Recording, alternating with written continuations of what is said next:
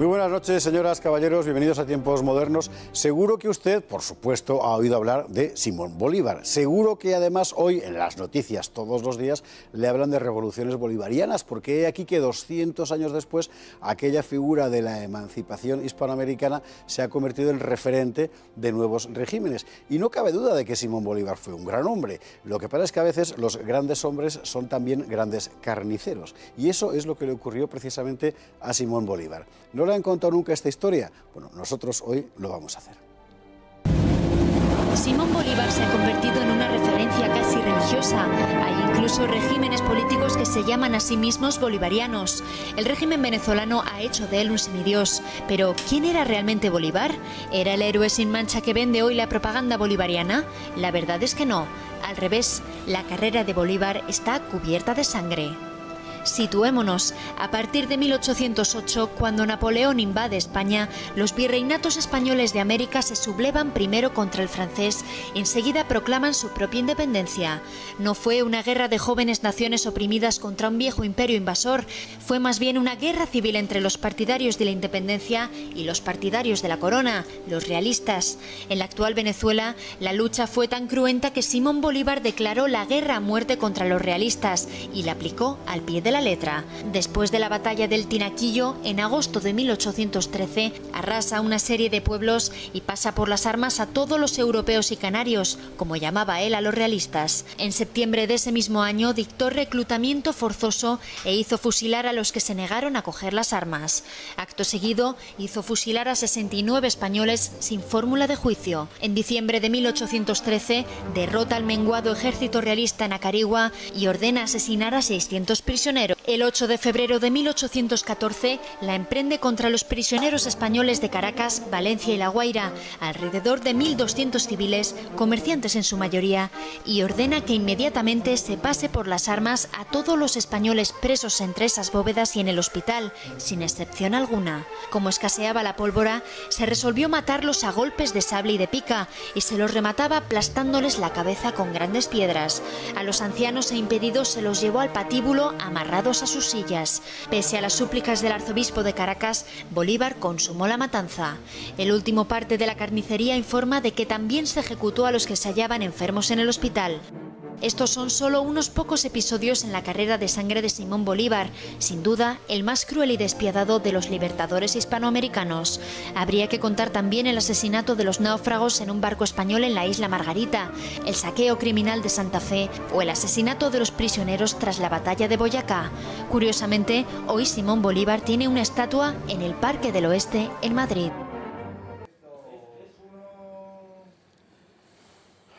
Paul Victoria, muy buenas noches. Buenas Bienvenido noches. a Tiempos Modernos, que te estrenas hoy aquí en este programa con una figura que tú evidentemente conoces bien porque tú eres colombiano y en Colombia, bueno, no tiene ¿cómo decir?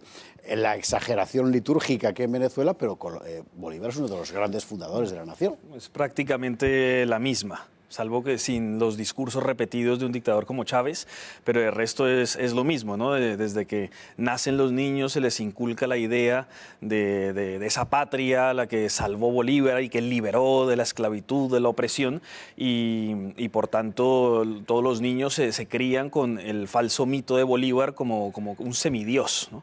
Y cosa muy alejada de la realidad. Vamos a empezar por el principio, 1808, nosotros estamos peor que nunca, incluso peor que hoy, que ya es decir, los virreinatos en Hispanoamérica empiezan a levantarse, unos contra el francés, otros contra el rey de España, y por medio aparece, entre otras cosas, la mano inglesa, que en el caso de Bolívar es particularmente importante. Es particularmente importante la mano inglesa porque Bolívar intenta aliarse con Inglaterra al principio, le ofrece Nicaragua y Panamá, y a cambio de 30.000 fusiles, 20 buques de guerra y 1 millón de libras esterlinas. Pero después, cuando se recrudecen las cosas, el gobierno el antigobierno, mejor dicho, de estos revolucionarios, piensan venderle las Américas a Inglaterra y piensan jurarle fidelidad y lealtad al monarca de Gran Bretaña. Y esto está escrito en cartas y bien documentado, donde se le dicen que cuándo lo hacen, ¿no? Para ser protegidos, literalmente dice, bajo la augusta sombra del monarca británico y bajo la poderosa protección de Gran Bretaña. Claro, florilegios nunca les han faltado. Hay que recordar que de lo que estamos hablando, y esto es muy importante señalarlo para que se entienda, es en la práctica de una guerra civil. Es decir, el movimiento de las emancipaciones rompe los virreinatos entre una población autóctona que quiere seguir siendo española y otra población autóctona que no quiere seguir siendo española. ¿Es esto? Sí, yo nunca uso el término guerra de independencia, porque una guerra de independencia es cuando hay un invasor extranjero y uno quiere librarse de ese invasor extranjero, como era el caso de España frente a Napoleón.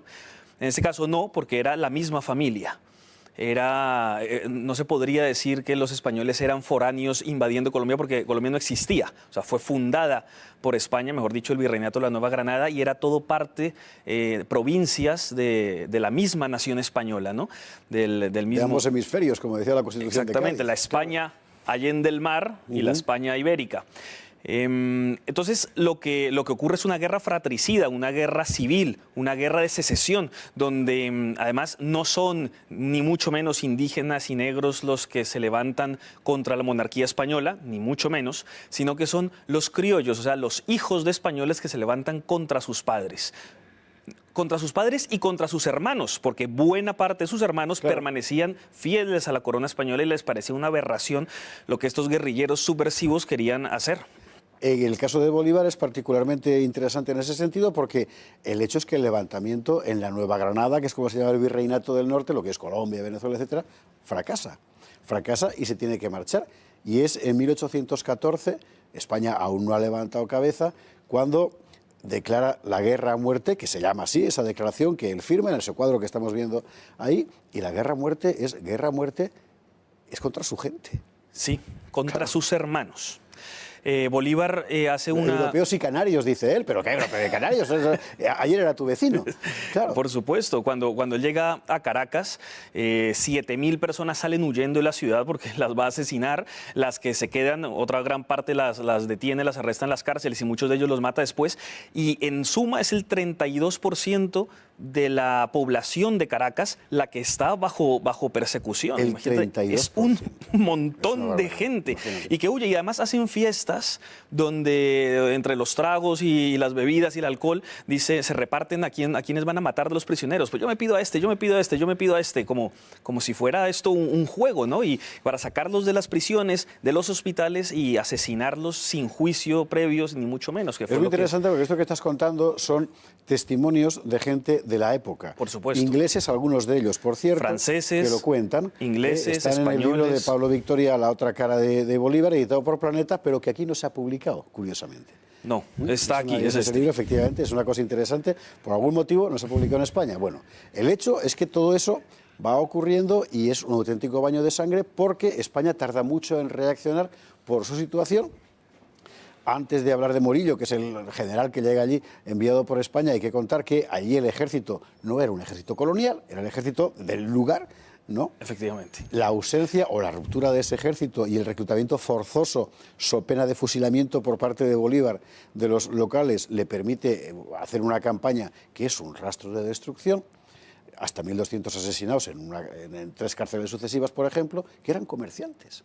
A mí me dejó estremecido el dato de que a los ancianos comerciantes que estaban en la cárcel los lleva al patíbulo amarrados a sus sillas porque no se podían mover y allí los mata. Sí, y para ahorrar balas, además, muchas veces los mataban con piedras en los cráneos aplastándolas contra el suelo. O sea, era sanguinarios, los genocidios allí fueron terribles, ¿no? Pero es que es más, cuando Bolívar vuelve victorioso a Caracas, los primeros que se sublevan unos días después son sus propios esclavos de sus haciendas. Sí. Los esclavos dicen, no, yo vivía mejor bajo las leyes españolas que con este sinvergüenza, o sea, y se sublevan sublevan contra él.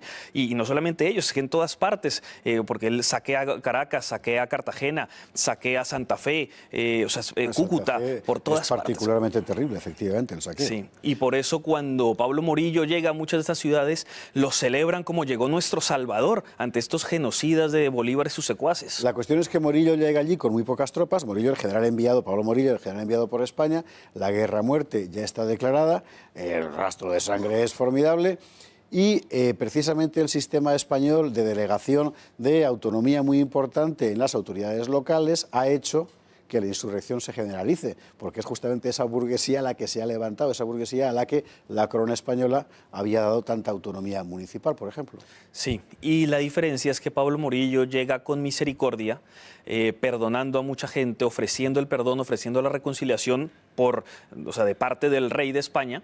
Y mucha gente se acoge a ella, ¿no? Él se ve forzado luego a hacer ejecuciones de los que no se quieren someter y en muchos casos hace perdones, pero siempre que Pablo Morillo ejecutó fue bajo juicio, teniéndole un abogado al acusado, o sea, con todas las reglas formales del juicio, mientras que Bolívar no, él no hacía juicio, simplemente iba asesinando, ejecutando a su paso y devastándolo todo. Una última cuestión, otro día hablaremos de cómo funcionan las emancipaciones, pero todas estas cosas, hoy un niño en una escuela en Colombia o en Venezuela las aprende. Bueno, todas estas cosas quiere decir al revés, ¿no? De la diosificación de Bolívar, el libertador, ¿no? Lo pintan en cuadros con los laureles. ¿Se cuenta lo que fue todo eso? ¿Perdón? ¿Se cuenta lo que fue la guerra a muerte? ¿Se cuenta lo que fue todo eso? No, esas partes las ocultan, por supuesto. Las ocultan, así como toda la ambición personal de Bolívar se le hace ver como si fuera un tipo austero, casto, moderado, justo, magnánimo, cuando era todo lo contrario. Era derrochador, dejaba hijos tirados por todas partes, dejó hijos tirados por Ecuador, Colombia, Venezuela, en España dejó hijos, en Francia, en Italia, por donde pasaba iba dejando hijos, pero es que así también fue su padre y hay que entender cómo fue esa manera en que Bolívar se gestó en esa familia que tanto por la parte paterna como materna heredó mucha crueldad y su padre era un conocido violador de mujeres. El obispo de Caracas tenía que proteger a las mujeres y muchas de ellas casadas porque se la pasaba tratando de abusar de ellas. Y esto era muy conocido en la época y todo esto está documentado. Pero no solamente eso, sino que el resentimiento de Bolívar contra España, y esto creo que es muy importante entenderlo, no era solamente las ideas de igualdad, libertad de la Revolución Francesa, que también, sino era su propia gloria, pero su odio a España visceral, porque España le había negado unos títulos a su padre y abuelo, el marquesado de San Luis, y por el lado de su madre Palacios, conde Casa Palacios, y se les habían negado. Entonces él tenía el resentimiento de que no le habían dado la nobleza que él merecía, los títulos. Entonces él decía, pues contra España, ¿no? Y me gano mi propia gloria en estas ambiciones personales. Paul Victoria, muchísimas gracias. Con mucho gusto. Por contarnos algo que la mayor parte del público en España, y por supuesto en América, ignora, porque también aquí la figura de Bolívar pasa por ser la de un libertador y efectivamente liberó, pero en beneficio propio y dejando tras de sí un rastro, cualquier cosa menos edificante. Es muy posible que a partir de este momento este programa sea declarado, como decir, delito de odio. Le aseguro que no, simplemente queremos contar la verdad. Paul Victoria, gracias. Muchas gracias. Y a ustedes, muy buenas noches.